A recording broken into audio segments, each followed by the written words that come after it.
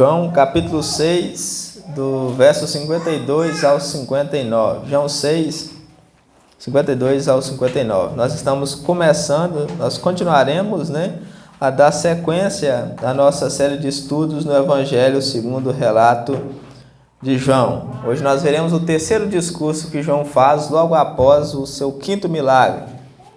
Que Jesus faz após o seu quinto milagre. Jesus ele vem fazendo os seus milagres e logo após fazer o seu quinto milagre, que é andar sobre as águas, nessa sequência descrita aqui por João, Jesus ele começa a fazer três discursos, discursos totalmente espirituais. E esses discursos espirituais nos mostram uma coisa: primeiro, que a multidão não tinha compreensão alguma e não queria do espiritual, e segundo, que quando eles souberam que o que Jesus tinha para oferecer era espiritual, a multidão o deixou. Então nós veremos esse terceiro discurso de Jesus. Vamos fazer a leitura aí a partir do verso 52. Disputavam, pois, os judeus entre si, dizendo: como pode esse dar-nos a comer a sua própria carne? Respondeu-lhe Jesus: em verdade vos digo, se não comerdes a carne do Filho do Homem e não beberdes o seu sangue, não tendes vida em vós mesmos. Quem come a minha carne e bebe o meu sangue tem a vida eterna, e eu ressuscitarei no último dia. Por isso a minha carne é verdadeira comida e o meu sangue é verdadeira bebida. Quem comer a minha carne e beber o meu sangue permanece em mim e eu nele. Assim como o Pai que vive me enviou, igualmente eu vivo pelo Pai. Também quem de mim se alimentar por mim viverá. Este é o pão que desceu do céu, em nada semelhante àquele que os vossos pais comeram e contudo morreram. Quem comer este pão viverá eternamente. Essas coisas disse Jesus quando ensinava na sinagoga de Cafarnaum. Vamos orar para que o Senhor nos ilumine. Senhor Pai Santo, nós viemos a Ti mais uma vez no nome do nosso Senhor Jesus, te suplicar que o Senhor nos ilumine, Senhor, nessa manhã, de maneira que nós possamos compreender a Sua santa palavra. Por favor, ó Deus, abre os nossos olhos, abre o nosso coração, abre o nosso entendimento, ó Deus, de maneira que nós possamos compreender, de maneira que nós possamos entender a Sua santa palavra. Nos dá forças, Senhor, nos dá sabedoria, nos dá entendimento, Senhor, nos dá compreensão para que nós possamos ouvir, para que nós possamos entender a Sua santa palavra. Salva-nos, ó Pai, de nós mesmos, salva do nosso coração mau, do nosso coração perverso, do nosso coração pecaminoso. Nos dê um coração que Te ama, Deus, um coração que Te busca, um coração que almeja estar nos Seus atos, um coração ávido pela Sua palavra, um coração ávido pelo Senhor, um coração que Te busca, que Te deseja. Nos ajude, Senhor, quebrando o nosso coração para que nós possamos receber essa palavra de vida, essa palavra de salvação essa manhã. Por favor, ó Pai, nos dê essa compreensão. E eu Te rogo, Senhor, quanto a mim como pregador, que eu apenas abra a minha boca e que o Senhor fale essa noite ao Seu povo, porque eu estou cônscio de que não há virtude alguma em mim, de que não há mérito algum em mim, Senhor, mas eu confio no que o Senhor fez através daqueles homens que a Escritura nos relata, Senhor, que o Senhor os encheu de maneira que eles anunciaram a Sua palavra com toda a intrepidez, sem que fosse qualquer coisa. E é nessa esperança que eu venho a Ti, Senhor, mais uma vez, em nome do nosso Senhor Jesus. Amém. Nós estamos, como eu já disse, dando continuidade à nossa série de estudos do Evangelho segundo o relato de João, onde nós estamos vendo sobre a divindade de Jesus Cristo. Jesus é divino, que Jesus é o Cristo, que Jesus é o Salvador do mundo. O objetivo de João, ao escrever esse Evangelho, é levar os seus leitores a crer que Jesus é o Cristo, e crendo que Jesus é o Cristo, pudessem ter a vida eterna. A pessoa só pode ter a vida eterna se ela crê que Jesus é o Messias, que Jesus é o Cristo, que Jesus é o enviado de Deus. Para isso, para demonstrar que Jesus é o Cristo, João cita 7 milagres. João vai citar 7 milagres que demonstram que Jesus é o Messias. E nós já vimos 5 desses milagres.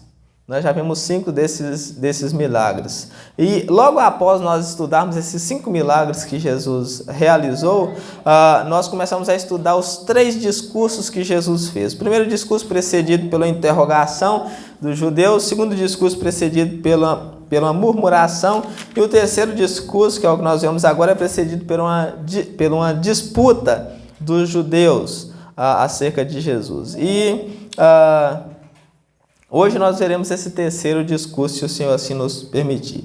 Nesse terceiro discurso, Jesus foca em dizer para os judeus qual é a única forma de salvação. Nós vemos aqui que ele foca em dizer qual é a única forma de salvação, que é crer nele. Crer nele é a única forma de salvação. Ele diz aqui que ele é o único alimento que pode dar a vida. Nós vemos que ele diz aqui que quem não comer a sua carne e beber o seu sangue não pode ter a vida eterna. E ele diz que esse alimento que ele dá não é nada semelhante ao alimento que eles comeram no deserto, que era o maná. Porque o maná foi comido e não deu vida, né? Mas esse pão, quem se alimenta dele tem a vida eterna. Então nós vemos aqui, nós entendemos aqui que Jesus é a única forma de salvação, que Jesus é o único Salvador, que não há forma de salvação fora dele, que ele é o único pão vivo, que ele é o único aquele que pode dar vida. E para isso eu destaquei alguns pontos aqui para que nós possamos compreender esse texto. O primeiro ponto que eu destaquei aqui é acerca de uma interpretação falha. Os judeus, eles disputavam por causa de uma falha interpretação que eles tiveram da palavra de Jesus. Eles disputavam porque eles interpretaram literalmente o que Jesus dizia com cerca de comer a sua carne e de beber o seu sangue, né? E por causa dessa falsa interpretação que eles tiveram uma ideia equivocada, uma ideia que nós temos de canibalismo, né? Algo terrível, algo horrível. E era um pensamento também que permeavam nos meados dos séculos da Idade Média, onde que as pessoas achavam que os cristãos, né, eles se reuniam para comer carne humana e beber sangue humana, por causa desse texto que Jesus nos diz. E isso tudo é por causa de uma interpretação falha, de um literalismo exagerado. O que Jesus está querendo dizer aqui, então? Então, esse é o primeiro ponto, essa interpretação falha dos judeus aí no verso 52. Diz assim, disputavam, pois, os judeus entre si, dizendo, como pode esse dar-nos a comer a sua própria carne?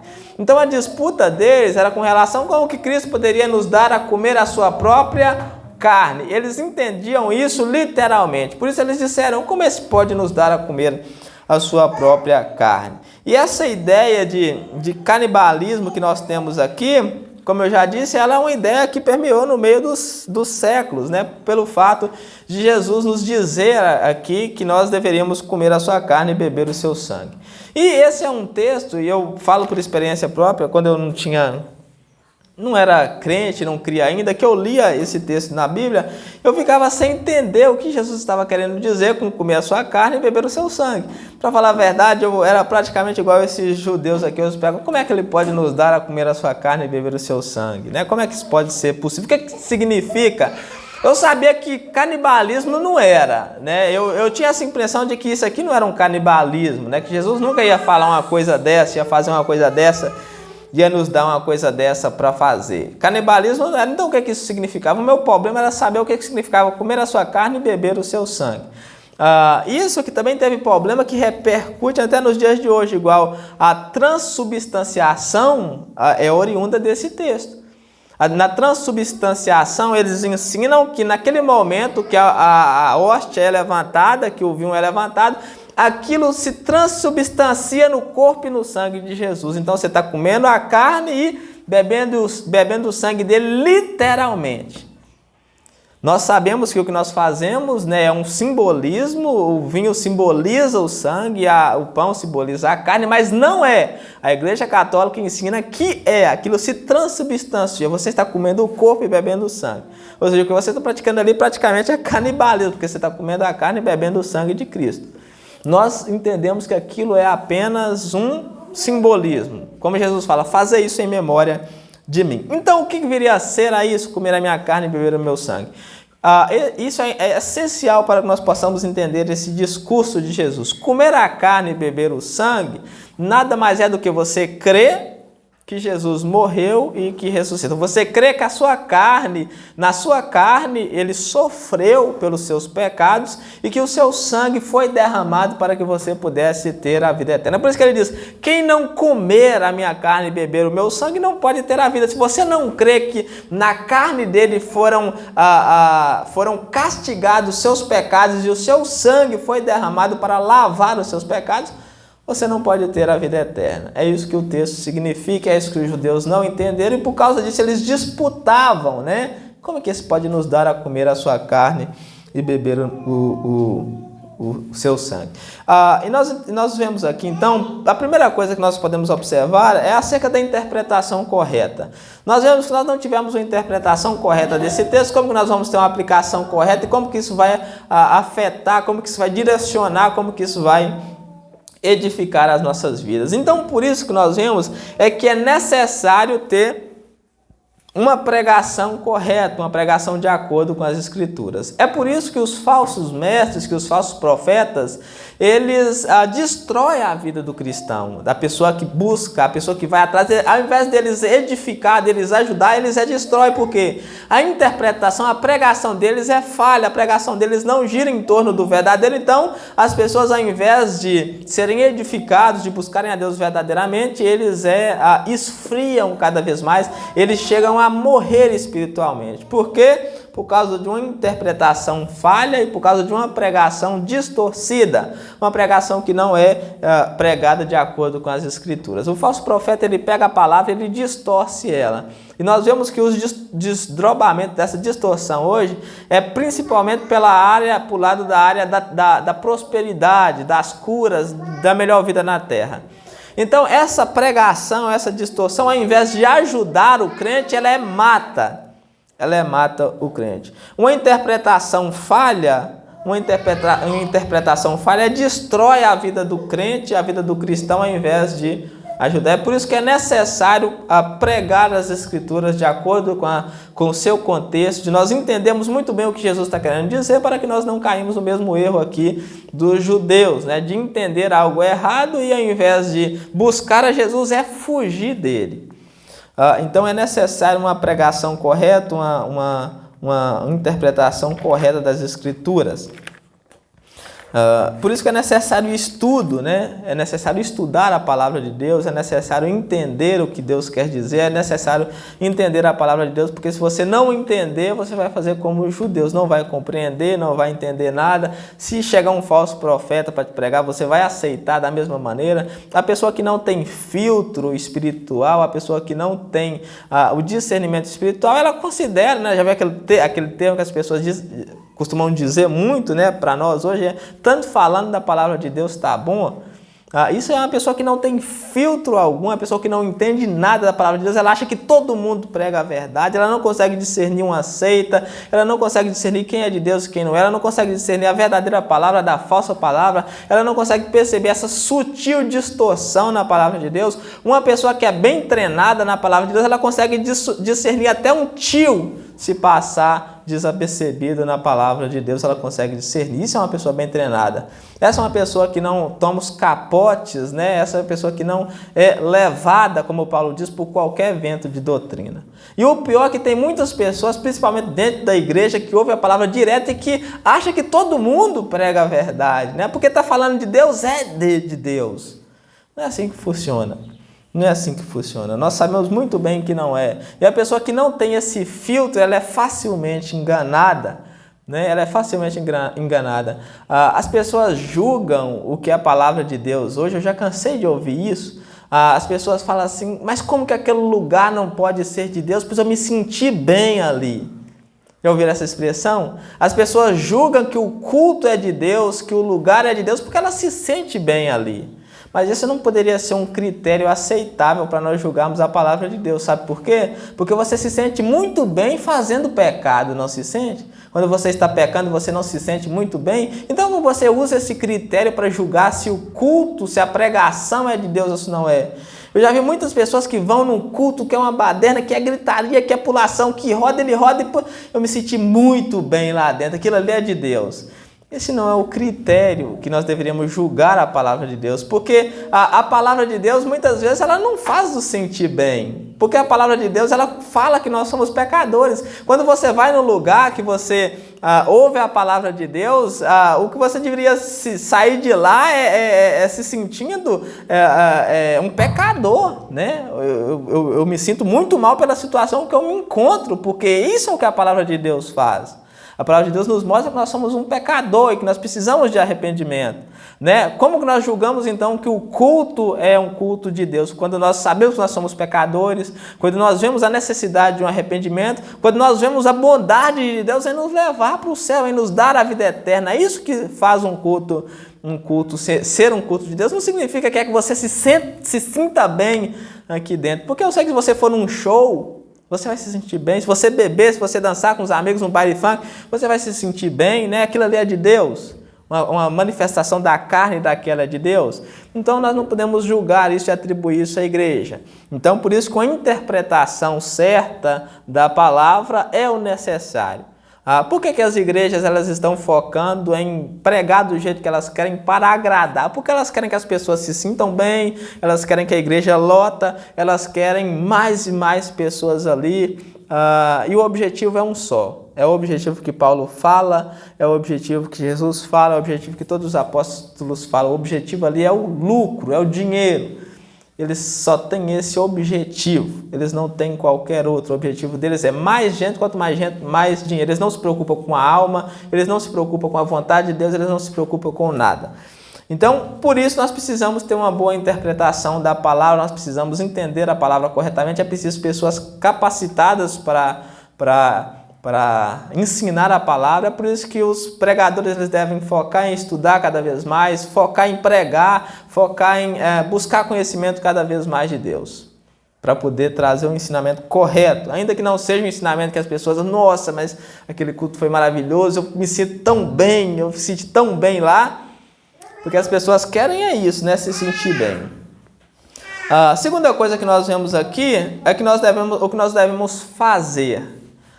Nós devemos ter uma apropriação, é uma apropriação necessária, é o que nós devemos fazer no verso 36. Jesus deixa claro que quem não comer a sua carne e não beber o seu sangue não tem vida, não tem a vida em si mesmo. Aqui está a apropriação, né? Muitas pessoas querem se apropriar da casa, querem se apropriar do carro, querem se apropriar do serviço, querem tomar posse, né? É disso aqui que você deveria tomar posse. É isso aqui que você deveria se preocupar se você está ou não está tomando posse. Muitas pessoas tomam posse da vitória, tomam posse da casa, tomam posse do carro, tomam posse da bênção. É disso aqui que nós deveríamos tomar posse. Ele diz aí no verso 53, ó. Respondeu-lhe Jesus, em verdade vos digo, se não comeres a minha carne, se não comeres a carne do Filho do Homem, não beberes o seu sangue, não tendes vida em vós mesmo. Então, se alimentar, comer é você tomar posse, para se você pegar alguma coisa e alimentar dela. Essa é a apropriação que nós devemos fazer, essa é a posse que nós devemos tomar. Nós devemos nos alimentar de Cristo. Ele deixa claro, né? Quem não se alimenta de mim não pode ter a vida eterna, não tem a vida eterna. O que significa isso? Quem não crê. Quem não crê, quem não come a sua carne, quem não bebe o seu sangue, não tem a vida eterna. Sem isso, ninguém poderá ter a vida. Sem se alimentar de Cristo, ninguém poderá ter a vida.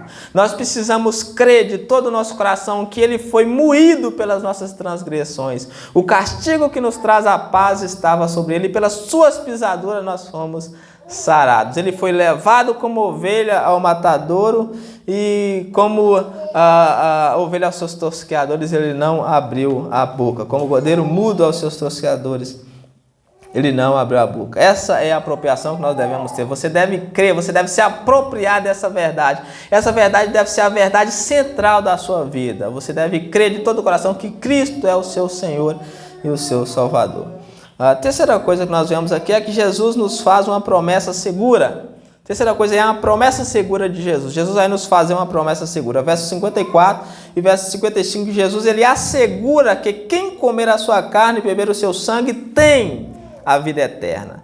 Quem comer a sua carne e beber o seu sangue tem a vida eterna. Ele te assegura disso. É a promessa que ele faz, ele não mente nas suas promessas. Versos 54 e 55, ele diz: quem comer a minha carne e beber o meu sangue tem a vida eterna, e eu o ressuscitarei no último dia. Olha a promessa que ele faz, que interessante. Ele diz: pois a minha carne é verdadeira comida e o meu sangue é verdadeira bebida. Jesus diz que quem come a sua carne e bebe o seu sangue tem a vida eterna. E ele ressuscitará aquela pessoa no último dia. Ele não deixa a pessoa perecer, ele não deixa que a pessoa pereça. Essa é uma promessa que nós temos, é uma promessa segura, né? Uma promessa que o Senhor nos dá e nós devemos nos alegrarmos nela. A questão é se você está se alimentando, você está comendo e bebendo da sua carne.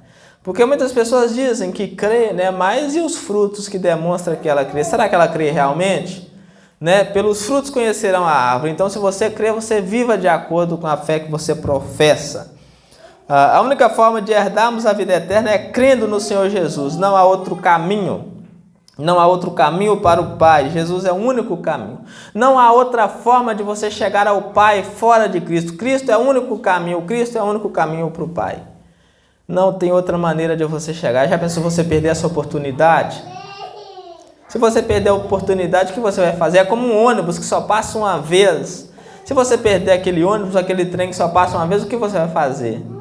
Não tem saída. Então, Cristo é o único caminho, Cristo é a única forma de salvação, Cristo é a única forma de chegarmos ao Pai.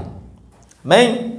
Nós precisamos crer nessa promessa. Essa promessa precisa ser a razão da nossa vida, essa promessa precisa ser segurança para nós. Nós precisamos estar seguros nela.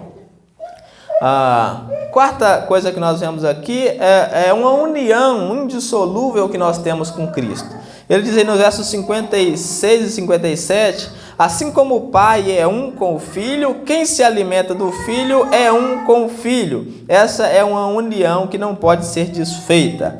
Verso 56 e verso 57 diz: quem comer a minha carne e beber o meu sangue, permanece em mim e eu nele. Aqui nós vemos a união. Quem se alimenta de Cristo, permanece em Cristo e Cristo nele. Estão unidos, uma união que não pode ser desfeita. Aí ele diz que essa união ela é semelhante à dele com o Pai. Diz verso 57. Assim como o Pai que vive me enviou, igualmente eu vivo pelo Pai. E também quem de mim se alimenta por mim, viverá. Essa é a razão da vida. A razão da vida é viver por Cristo, é se alimentar de Cristo, é viver para Cristo. Essa é a razão da nossa vida, né? Essa é a razão da nossa vida, viver por Cristo, se alimentar dele. Nós temos essa união com ele e é uma união que não pode ser feita. Ele diz: quem se alimenta, quem comer a minha carne e beber o meu sangue, permanece em mim e eu nele. Quem crê de todo o coração, permanece nele e ele nele. Amém? Quem se alimentar de Cristo está seguro nele. Jesus Cristo, ele é a nossa segurança.